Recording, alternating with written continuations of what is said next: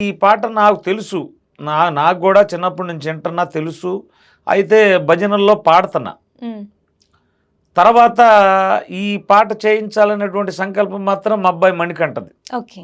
ఎందుకంటే నేను 36 సంవత్సరాల నుంచి పాటలు పాడుతున్నా. హ్మ్. డోలక్కుల మీద, తబలాల మీద 18 సంవత్సరాల నుంచి మ్యూజికల్ అయ్యప్ప ఆర్కెస్ట్రా హ్మ్. పాడుతున్నా. అయితే MP3 సాంగ్స్ లేవు. హ్మ్. అందరికీ నాతో పాటు వాళ్ళందరికీ MP3 సాంగ్స్ ఉన్నాయి. హ్మ్. మైకుల్లో మోగుతున్నాయి, బాక్సుల్లో మోగుతున్నాయి. హ్మ్. అయితే మా వాడికి 15, 16 ఏళ్ళు వచ్చిన తర్వాత నా వెంట భజనలకు వచ్చేవాడు. హ్మ్. వాడికి వచ్చింది ఈ సంకల్పం.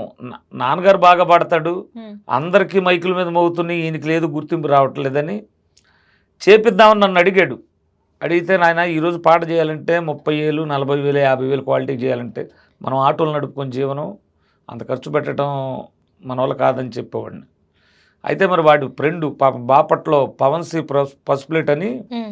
కలిస్తే నాన్నగారికి ఓ పాట చేయాలని చెప్పి అడిగితే ఆ అబ్బాయి కూడా పెద్దగా డబ్బులు ఆశించకుండా ఆ పాట నాకు తెలియకుండా చేసి ఇచ్చాడు ట్రాక్. ఓకే. అంటే మీకు తెలీదన్నట్టు. నాకు అది ట్రాక్ చేయించిన సంగతే తెలియదు. హ్మ్. అయ్యప్ప స్వామి పాట చేయాలని అడిగాడంట ఆ అబ్బాయిని. హ్మ్. సరే ఆ అబ్బాయి డ్యూటీల వల్ల ఉద్యోగరీత్యా లేట్ అయిపోయింది ఆ అబ్బాయికి.